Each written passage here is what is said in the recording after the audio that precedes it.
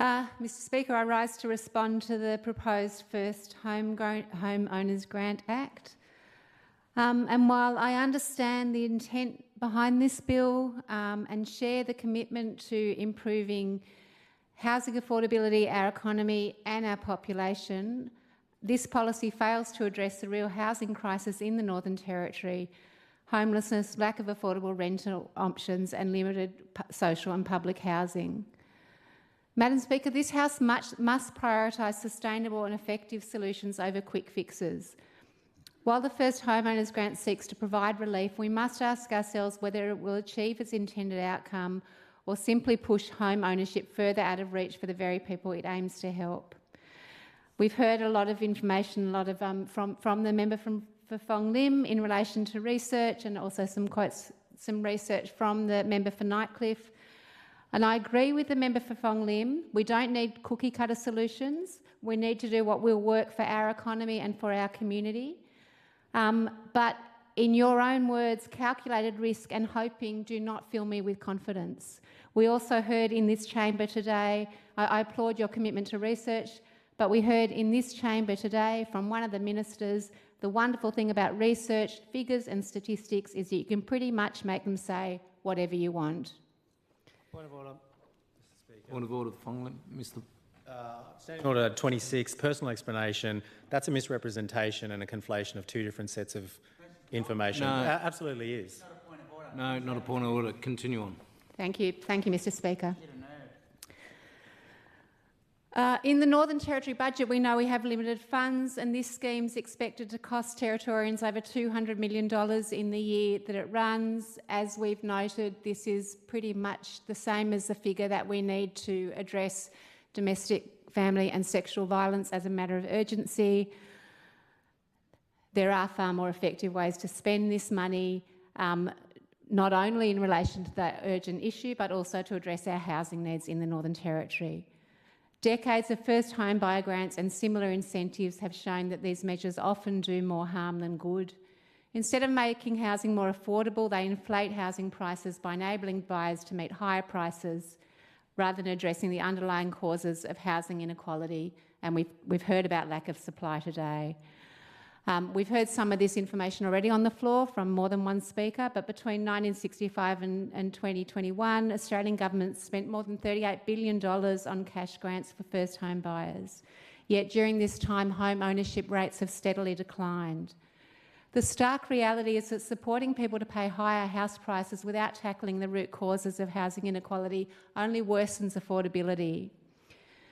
And while giving a bigger grant to people buying and building new homes seems like a step towards addressing supply, it risks creating bottlenecks in the construction sector, driving up the cost of building new homes.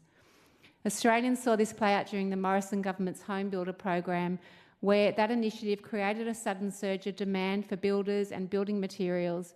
And since there were no more builders and materials magically created to meet that demand overnight, builders' limited time and limited resources became more valuable, pushing up the cost of both. And we've seen that as well here in the Northern Territory when there's been a push for rapid development.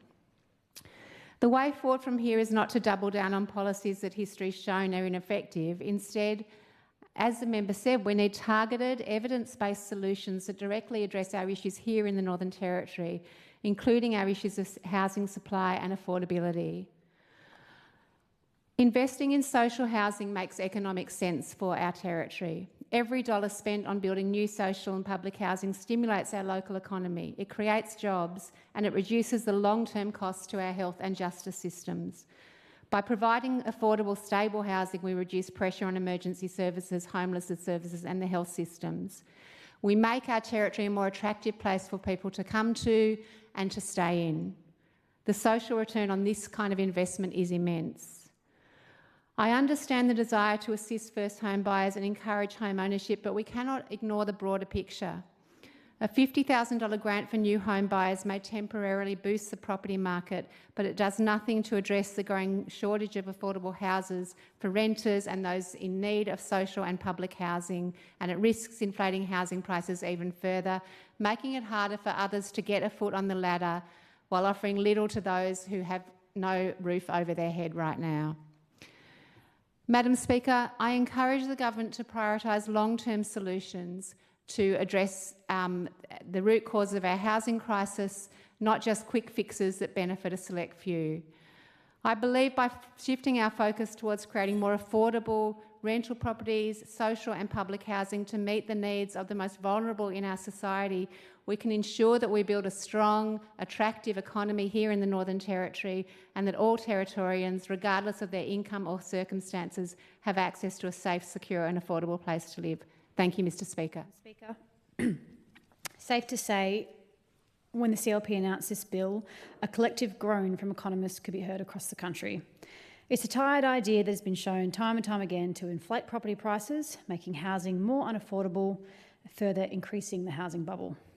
This bill benefits property developers, the construction industry and banks, while doing nothing to ease cost of living pressures for people who are renting and nothing to address homelessness.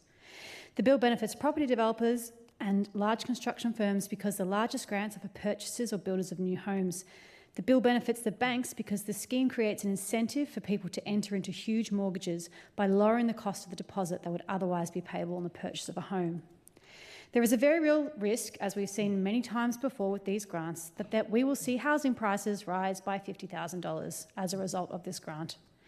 We will simply be funneling public money into the hands of banks, property developers, and given this bill puts no limit on house prices eligible for the grant, this is not targeting those seeking affordable housing, and this is key. So this does nothing to make housing more affordable for those who need it most, and in fact risks putting houses even further out of reach for the majority of the community. Meanwhile, we have an affordability crisis in the NT.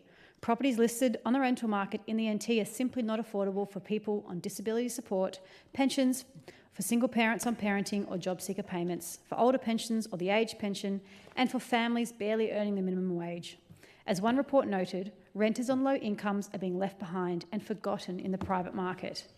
Renters are also being left behind and forgotten by the government. The wait times for public housing ranges from 4 to 10 years, depending on the type of property sought. We also have a homelessness crisis in the NT. The NT has 12 times the national rate of homelessness, with 16.5% of all Territorians under 18 experiencing homelessness, and 39% of people getting turned away from homelessness services due to lack of resources. This bill offers nothing to those who are doing it hard already across the Territory as far as housing is concerned. Many who are renting can't even imagine accumulating the capital required to pay a deposit on the purchase of a house. Many who are homeless can't imagine having the right amount of regular income to afford paying rent. We want affordable housing for all Territorians and for our community and economy to sustainably grow. But first-home buyer grants are not the answer. They are a failed experiment. Australia's leading economists have consistently emphasised what works, and first-home buyers grants are not on that list. For over 40 years, first-home buyer grants have been rolled out across Australia. They've faced considerable criticism from economic experts at universities and independent think tanks. Just over the last decade, Australia has thrown more than $20 billion at these failed schemes, only to see affordability worsen. These grants don't help people into homes. They inflate housing prices further and they funnel public money into the pockets of property sellers. This is because first-home buyer grants simply speed up the purchase and increase the price of purchase for those who are already about to buy, benefiting sellers and driving up prices. This has led economist Saul Eslake to suggest that they are more accurately described as second home vendors grants. As noted by the Reserve Bank of Australia Head of Economic Analysis, quote, "It is now widely accepted that policies that simply give people more money to spend on housing are likely to be capitalised into higher housing prices." And Dr. Chris Martin of UNSW City Futures Research puts it bluntly, quote, "First-home buyer assistance measures add to demand, inflate prices and cost taxpayers billions," end quote. The CLP government therefore has a choice.